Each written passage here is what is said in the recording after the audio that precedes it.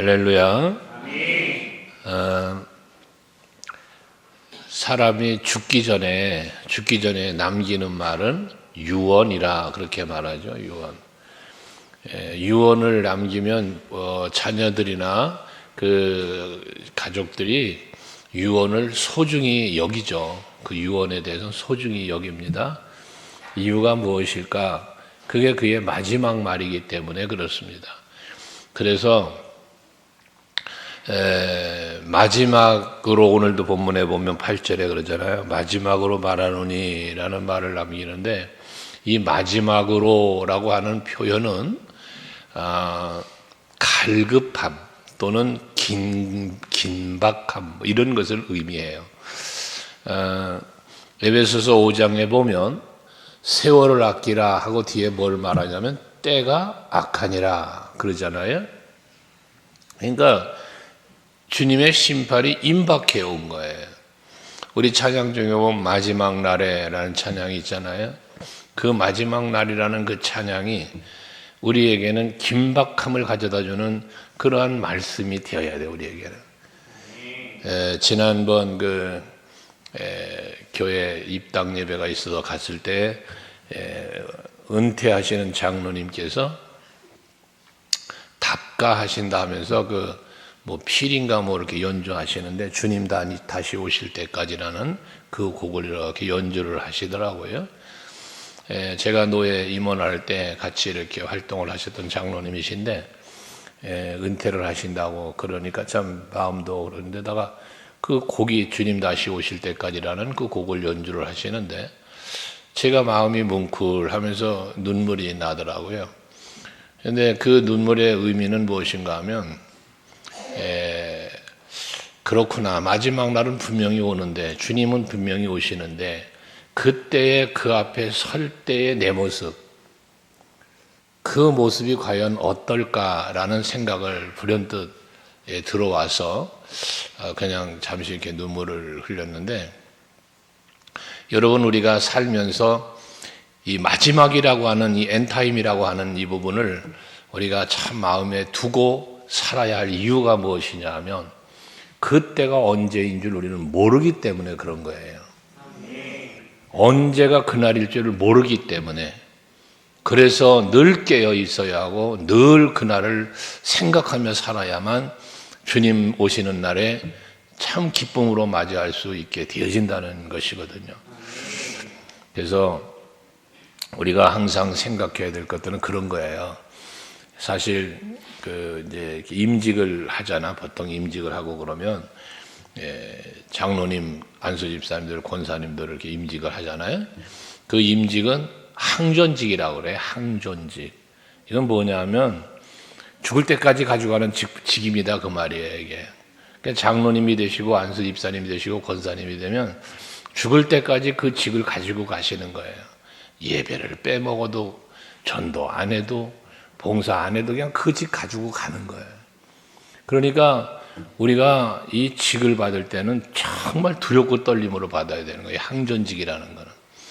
하나님 앞에 항상 이 직분을 가지고 있기 때문에 항상 직분을 감당하려고 해야 되는 거거든요. 마지막 날을 생각해 보면서 살아가면 이런 부분들이 더 긴장되고 더 긴박한 마음으로 우리는 살아야 될 것을 말씀한다는 겁니다. 그런데 오늘 베드로 사도는 이처럼 성도들을 권하면서 하는 말이 뭐냐면, 마지막으로 내가 권한다. 근데 그 마지막으로 권하는 게 뭐냐면, 너희는 다 같이 마음을 같이 해야 된다. 마음을 같이 하라는 말을 해요.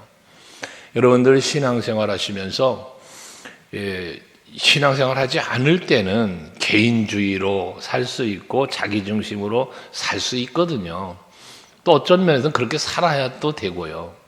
하지만 우리가 예수를 믿고 그리스도인이 되어 교회라고 하는 이 공동체 속에서 함께 살아가게 됐을 때는 이 마음이 같아지지 않으면 나에게도 서로에게도 다 마이너스가 되어져요. 여러분, 신앙생활 속에서 신앙생활의 모토는 교회인데, 이 신앙생활은 교회 생활이라고도 할 수 있는 건데, 이 교회 생활을 하면서 마음을 같이 하지 못하면 여러분 자신이 불행해지고요. 또 함께하는 다른 사람들도 불행하게 만드는 거예요. 그러므로 여러분들 마음을 같이 해야 되는데 이건 하나됨을 의미하는 것이고 또 지체됨을 의미하는 건데 한 몸이다 그렇게 말하잖아요. 근데 이것은 결국 어떻게 한 몸이 되냐면 그리스도 예수를 중심으로 한 몸이 되는 거예요. 그래서 예수님을 머리라고 하고 우리를 지체 몸이다라고 말씀하는 거거든요. 예수님으로 우리가 하나가 되어져야 되겠는데 그러니까 어떻게 예수님을 중심으로 하나가 되려니까 예수를 믿는 믿음이 하나가 돼야 되고 예수를 사랑하는 그 사랑이 하나가 돼야 되는 거예요. 하나님의 나라를 바라보는 소망이 하나가 돼야 되는 거예요. 그래서 믿음과 소망과 사랑은 너에게 항상 있어야 된다는 거예요. 그래야만 우리는 하나가 될 수가 있게 되어지거든요. 이 하나가 되려니까 우리들의 마음속에 간직될 게 뭐냐면 공통점이 나와야 돼요. 공통점. 함께 공통점이 나와야 되는데 그 공통점이 하나가 되지 못하고서는 하나가 될 수가 없어요. 그러니까 예수 그리스도를 우리가 바라볼 때 그분의 예수 그리스도에 대한 우리의 믿음이 그 믿음의 가치관, 영생, 구원, 십자가 이 가치관이 같아야 돼요. 이게. 그래야 하나가 되거든요. 근데 가치관이 하나 되지 못하고는 하나가 될 수가 없어요. 서로 추구하는 게 같아야 돼요. 그래서 소망이 같아야 된다는 거예요. 내가 바라보는 게 하나님 나라예요. 내가 바라보는 게 예수예요. 내가 사랑하는 게 예수예요. 이 가치관이거든요. 이것이 공동의 가치관을 가질 때 우리는 하나가 될 수 있다는 것입니다. 우리 서강교회 온 성도들은 오직 예수 바라보고 오직 예수 따르고 오직 예수 의지함으로 하나 될 수 있기를 바랍니다. 그리고 그러려니까 뭐가 필요해? 예수께서 누구든지 나를 따라오려거든 자기를 부인하고 자기 십자가 지고 나를 따라와라 라고 말씀을 하셨는데 예수와 하나가 되니까 우선 우리 전체가 하나 되는 건 놔두고 내가 먼저 예수와 하나가 돼야 될 거 아니겠어요? 그러니까 내가 예수와 하나가 되려니까 내가 죽지 않고 예수와 하나가 될 수가 없어요. 그래서 자기 부인이 필요하다는 거예요. 자기 주장 버리고 자기 판단, 자기 생각 버리고 오직 예수로 따라가는 예수로. 이래야 예수와 하나가 되어지거든요. 그럼 내가 그런 것처럼 또 다른 여러분들도 다 서로가 먼저 개인적으로 각자가 예수와 하나 되기 위한 몸부림을 쳐야 돼요. 내 스스로가. 그래서 바울이 날마다 내가 죽노라고 말한 것처럼 내가 죽지 않고는 예수와 내가 하나가 연합이 될 수가 없으니까. 내가 죽어야 내 안에 예수가 계시니까. 항상 여러분들 자기를 죽이는 일을 철저히 해야 되는 거예요. 그래서 그래야만 예수와 하나가 되는 거거든요. 그래야 우리는 똑같이 동일한 마음으로, 동일한 믿음으로, 동일한 소망으로, 동일한 사랑으로 하나가 거기서 되어지는 거다 그 말입니다.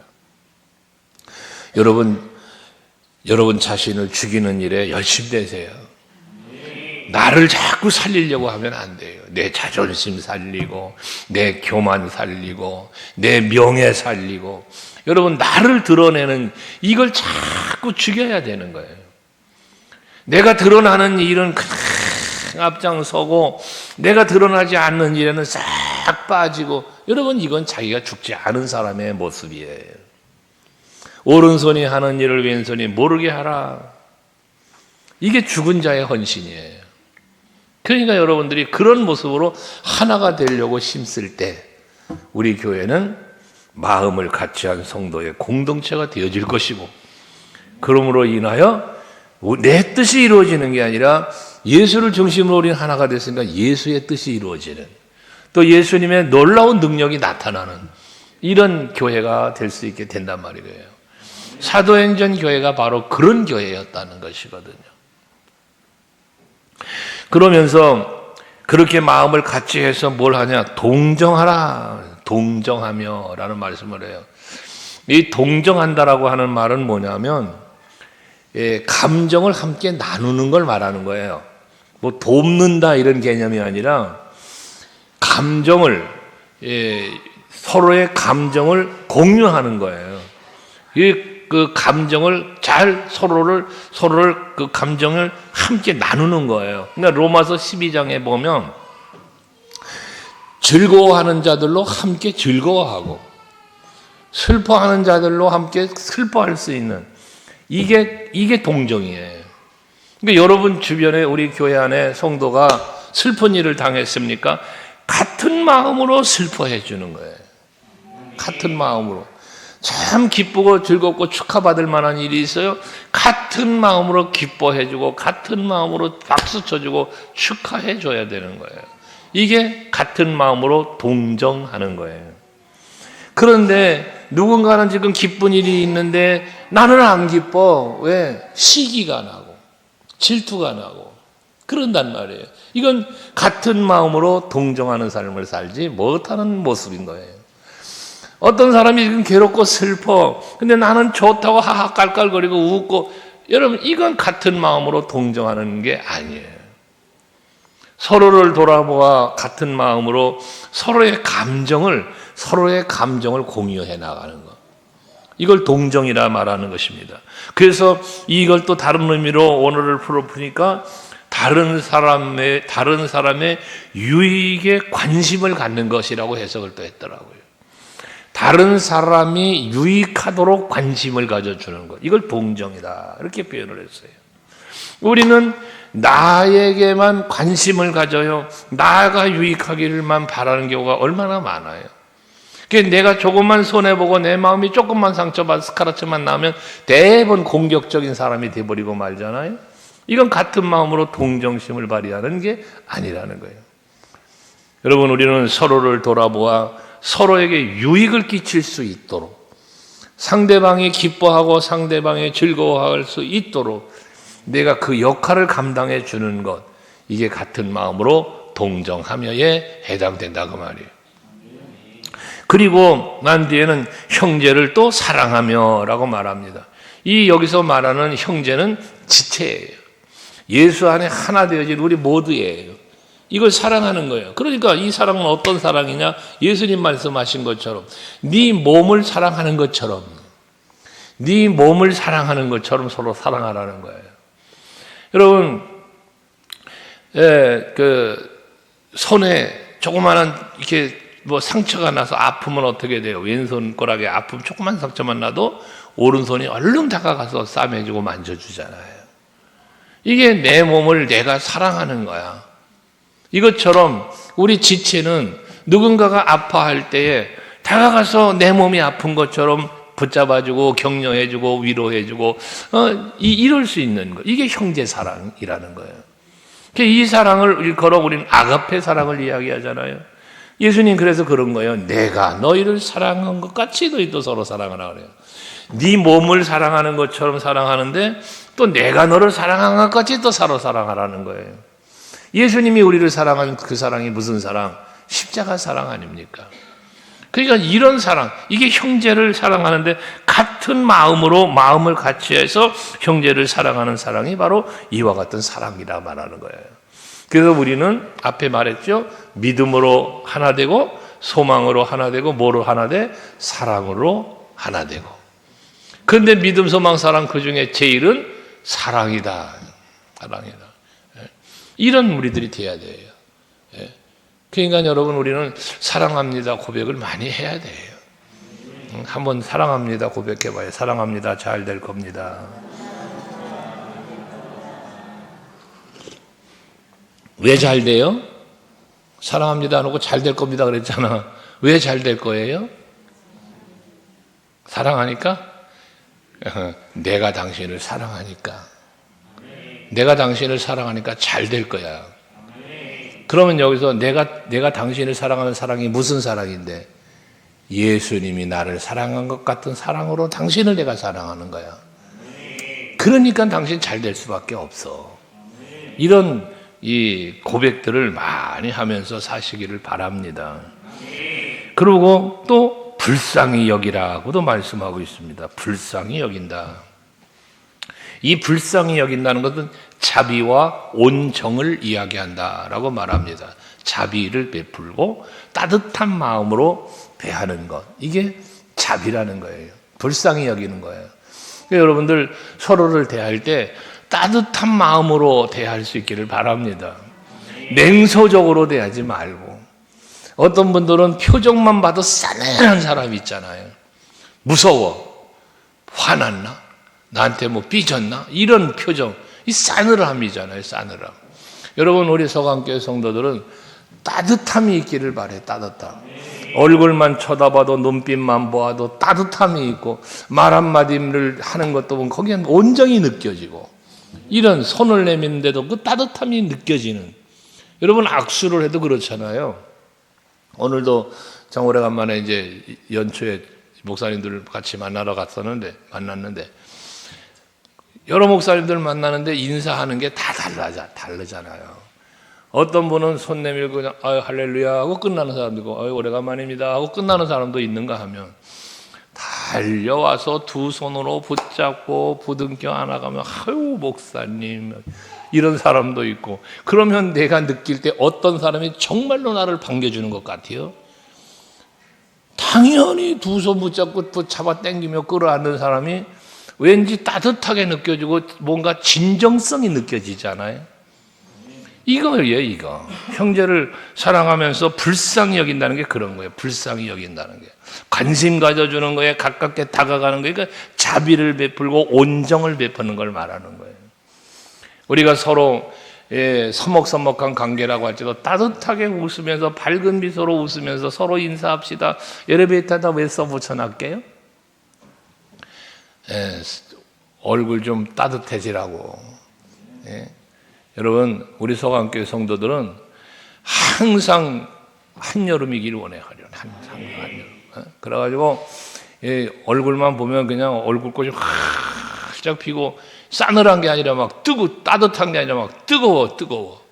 눈빛만 봐도 막 불타올 정열같이 막 쏟아지는 눈빛으로, 사랑의 눈빛으로 서로를 레이저를 쏘듯이 쳐다보고, 이 레이저 잘못 쓰면 또 아주 그 무서운 레이저가 될 수 있는데 사랑스러운 레이저. 할렐루야. 한번 여러분 사랑의 레이저를 한번 쏴봐요. 옆 사람에게. 지금 같은 표정이 얼마나 행복하고 자신이, 여러분 누군가에게 사랑을 베풀 때는 말이에요, 내가 먼저 행복해진다 그랬잖아. 누군가를 내가 미워하잖아. 내가 괴롭다니까. 내가 누굴 미워하면 내가 괴로워요. 미움 받는 사람은 안 괴로워요. 왜? 내가 미워하는 줄 모르니까. 이 얘기 늘 드리는 거잖아요. 그러니까 언제나 따뜻한 마음, 따뜻한 얼굴, 따뜻한 눈빛, 따뜻한 말투, 아멘 좀 해요. 그렇게 우리가 마음을 같이 해서 그게 뭐야? 불쌍히 여긴다는 거예요. 아유, 불쌍하다. 이걸 말하는 게 아니다 말이야. 불쌍히 여긴다는 거는. 마음을 같이하여 불쌍히 여기는 것은 자비와 온정을 베푸는 것이다.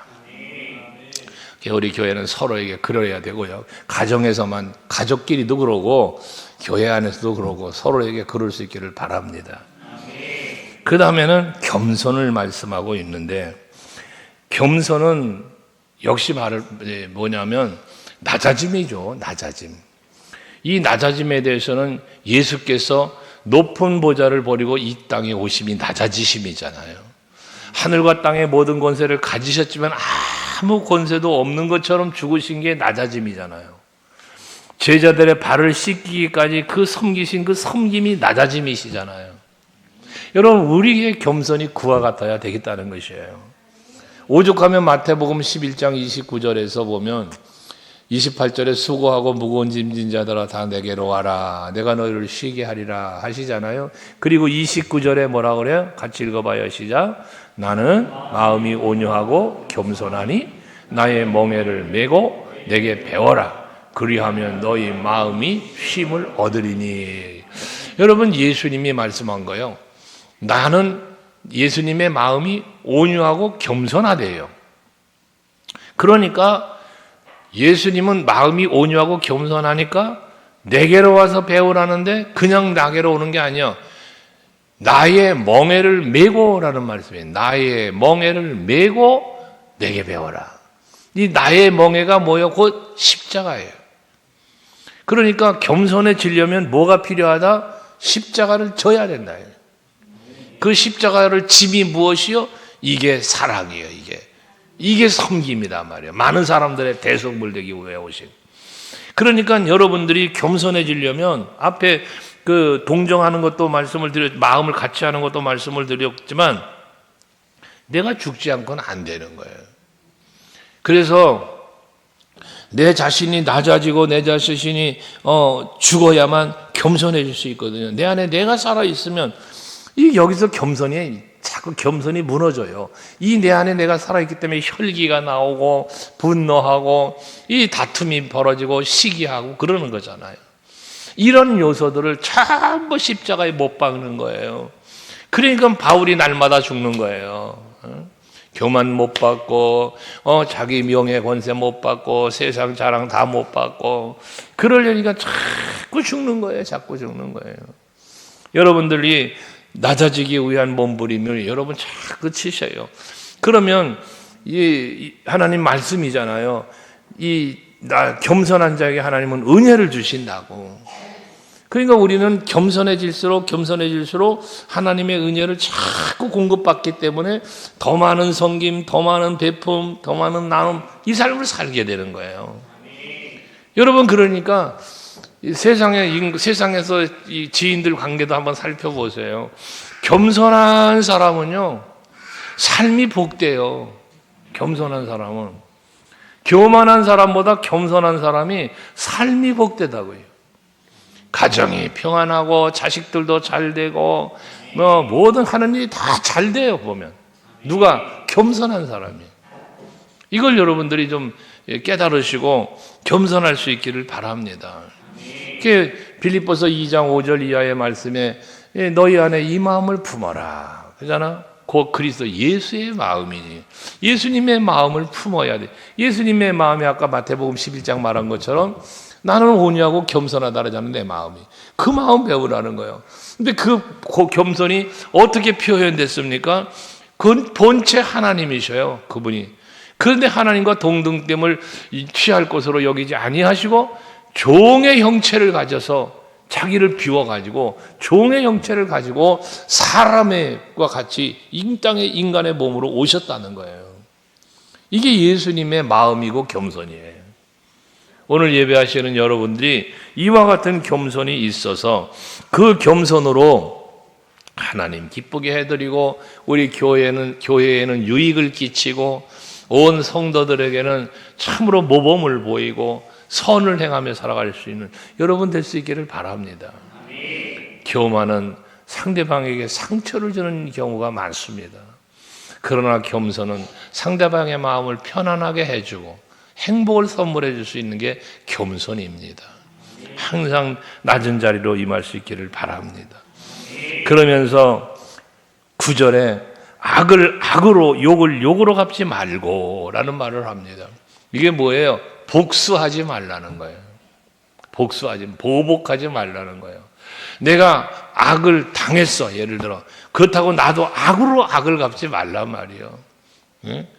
욕을 내가 받아 먹었어. 내가 욕으로 갚지 말란 말이에요. 너는 나에게 악을 행했지만 나는 너에게 선을 행하마. 네가 나를 욕했지만 나는 너를 칭찬하마. 네가 나를 저주했지만 나는 너에게 복을 빌어주마. 여러분, 이것이 이기는 거예요. 저 사람이 나 한 대 때리면 난 두 대를 때려야 됐다, 내가 이겼다. 이건 여러분 이긴 것 같지만 진 거예요. 상대방이 나한테 하는 대로 갚아버리는 건 보복이에요. 이건 보복. 여러분, 보복은 결코 이기는 게 아닙니다. 세상 법도 보세요. 운전하다 보면 보복 운전이 얼마나 많습니까? 그 앞에 끼어들어왔다고 쫓아다 앞에가 길 가로막고 싸우고 막, 아이고, 어떤 사람은 영상 보니까 막 뭐 도끼 들고 나와가지고 유리창을 깨고, 이게 보복이잖아, 보복. 근데 그 보복한다고 그 사람이 이겼나? 그 보복하니까 교도소 나가잖아. 진 거 아니에요, 여러분. 그러니까 항상 여러분들 보복하고 복수하지 말고 그냥 지면서 사세요, 지면서. 그게 이기는 거야. 그러니까 악을 보복하지 말고 복수하지 말고 도리어 복을 빌라 그래. 도리어 복을 빌라라. 여러분, 로마서 12장 11절인가요? 11절이죠. 11절이에요. 이건 21절이고, 그 21절에 이 결론적으로 얘기한 거야, 이게 이 결론. 악에게 지지 말고 선으로 악을 이기라고 하는 이 말씀을 이끌어내기 위해서 앞에서 말한 건데, 12절 한번 봐봐요. 12절. 네, 지금 갑자기. 로마서 12장 12절. 응? 이것도 아니야. 지금 내가 14절. 미안합니다. 14절. 로마서 12장 14절을 보시면 이게 여기서부터 이 상대에 대한 관계를 이야기를 하시는 거거든. 그러고 마지막 21절이 나오는데, 자 보세요. 14절에 너희를 박해하는 자를 축복하라. 축복하고 저주하지 말아라. 나를 박해해. 나를 괴롭혀. 심지어 이 박해 속에는 죽이는 것도 있었잖아요. 초대교회에 많은 사람들이 박해를 당해서 죽임을 당했잖아요.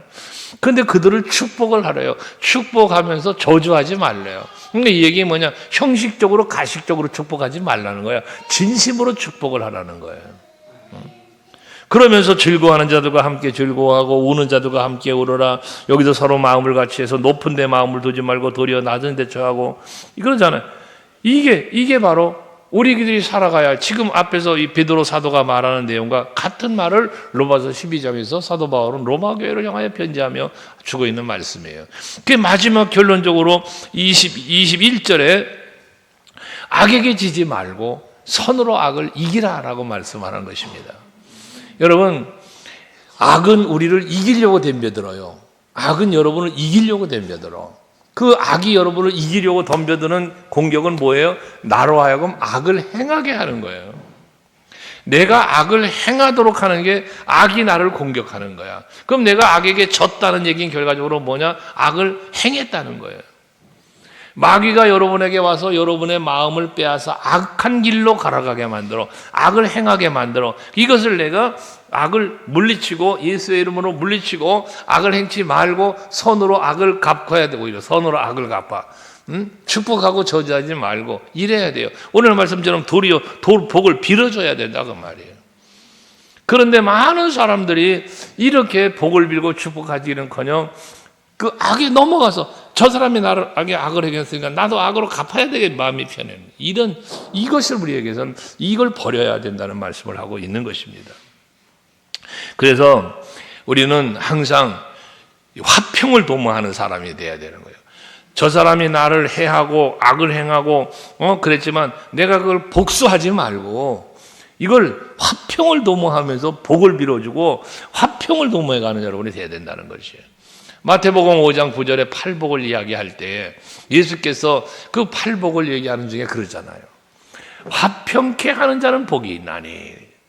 화평케 하는 자가 복이 있다는 거예요. 그러니까 나에게 악을 행하고 나를 욕보이는 사람에게 나도 악으로 갚고 욕으로 갚고 이러면은 여러분 이거 화평케 하는 게 아니잖아요. 계속 분쟁을 일으키는 거잖아요. 복수는 또 다른 복수를 낳고 복수는 또 다른 복수를 계속 그렇게 반복이 되는 거 아니에요? 화평이 깨지는 거예요. 그런데 화평케 하는 사람은 결과적으로 뭐라? 하나님의 아들이라고 일컬음을 받는다는 거예요. 하나님의 자녀로 인정을 받게 된다는 것입니다. 그러니까 여러분들, 우리는 하나님의 자녀잖아요. 여러분들은. 그러니까 하나님의 자녀인데 하나님의 자녀됨에 대해서 요한복음 1장 12절에 뭐라 그래? 권세라 그랬어. 권세. 하나님의 자녀가 되는 권세를 주셨다고. 그러니까 우리 하나님의 자녀일진데 나에겐 뭐가 있는 거예요? 권세가 있는데 이 권세는 무슨 권세? 바로 악을 이기는 권세예요. 마태복음 5장 9절의 말씀으로 연관시키면 악을 이기고 화평을 도모할 수 있는 아는 그 권세, 넉넉함, 여유로움, 이 베품, 선, 이게 여기에 다 들어가 있는 거예요. 여러분, 우리 서강교회 성도들은 그래서 다 악에게 지지 않고 선으로 악을 이기는 우리 모두가 될 수 있기를 주의 이름으로 축원합니다. 이 선이라고 하는 것은, 선은 착함이잖아. 착함이라고도 표현하잖아요. 그런데 이 선을 착함으로 표현도 하는데, 에베소서 5장의 말씀에 보면 그 사도 바울이 에베소 교회 편지하면서 뭐라고 말합니까? 너희는 빛이라. 너희는 세상의 빛이라는 거예요. 그래서 뭐 합니까? 빛의 열매를 맺어야 된다는 거예요. 세상의 빛으로서 빛의 열매를 맺으라고 에베소 5장에 말씀하고 있는데, 그 빛의 열매를, 빛이라고 빛의 열매를 맺어야 된다고 말하면서 빛의 열매는 이것이다라고 말하는데, 그 세 가지를 말하는데 빛의 열매는 이것이라고 세 가지 말하는데, 제일 첫 번째가 뭐냐면 모든 착함과 라고 말하고 있어요. 모든 착함과 의로움과 진실함이 빛의 열매라는 거예요. 그 빛의 열매는 결과적으로 착함이 여기 들어가 있다는 거예요. 착함이. 그럼 빛이 뭔데? 어둠을 물리치는 거잖아. 어둠을 물리치는 거.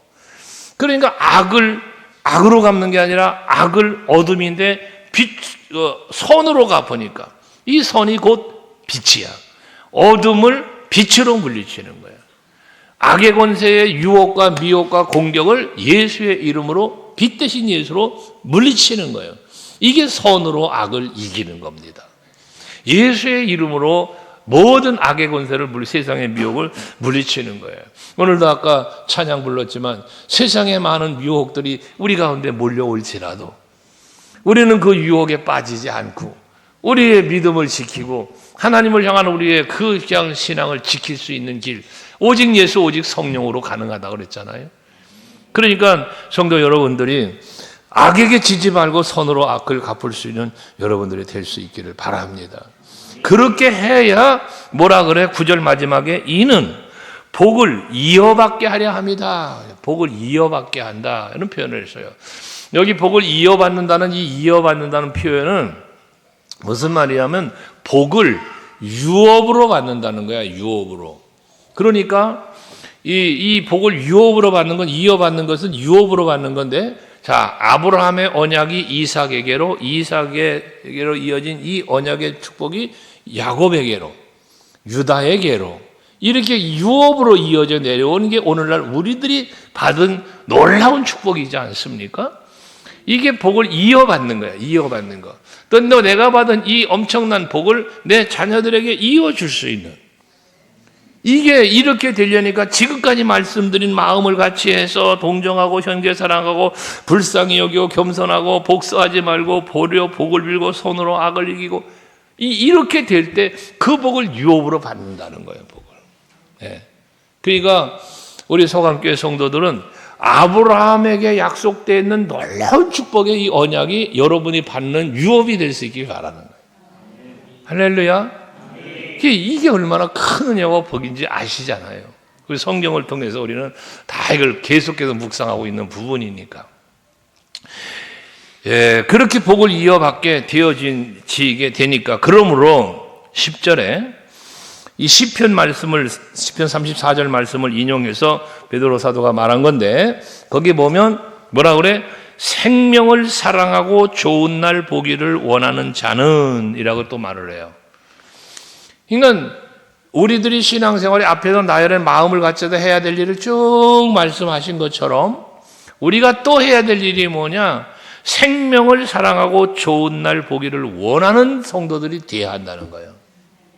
그럼 여기서 두 가지인데, 하나는 생명을 사랑하는 것이고 하나는 좋은 날 보기를 원하는 건데, 생명을 사랑하는 이 생명은 무슨 생명? 영생이죠. 영생. 영생을 여러분 사랑한다. 근데 이 영생인데 이 생명은 곧 누구냐? 예수요, 예수. 내가 곧 길이요 진리요 생명이니 나로 말미암지 않고는 아버지께로 올 자가 없다. 예수가 곧 생명이요. 그래서 생명을 사랑하는 거, 곧 누구를 사랑하는 거요? 예수를 사랑하는 거요. 여러분, 예수로 말미암아 새 생명을 얻으신 분들이요, 다. 예수님 덕분에 우리는 죄와 허물로 죽어있던 내가 살아난 거예요, 여러분 다. 새 생명을 얻은 거예요. 이게 영생이에요. 하나님이 세상을 이처럼 사랑하사 독생자를 주셨으니 이는 저를 믿는 자마다 영생을 얻게 한다. 영생. 이 생명이에요, 여러분. 그러니까 여러분, 생명을 사랑하는 건 단순히 내 목숨 죽을까 죽지 않으려고 사랑하는 그걸 말하는 게 아니라고 말이에요. 내 생명의 본질은 예수니까, 예수로 말미암아 영생을 얻었으니까 그 생명의 주체 되신 예수를 사랑하는 거예요.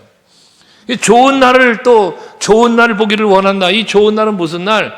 바로 영생을 누릴 영원한 하나님의 나라 이르는 날, 하나님 나라에 이르르는 날, 이 좋은 날이야. 이게 예수께서 재림하시는 날, 이 세상에서 우리를 이제 영원한 하나님의 나라로 옮겨가는 날, 새 하늘과 새 땅이 임하는 그 날, 이게 좋은 날이에요. 할렐루야.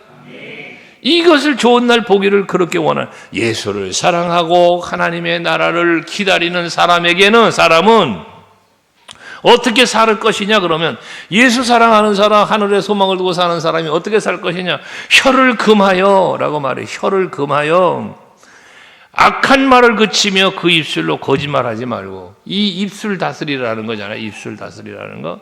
제가 늘 말씀드렸죠. 교회에서는 항상 문제가 뭐로 일어나느냐?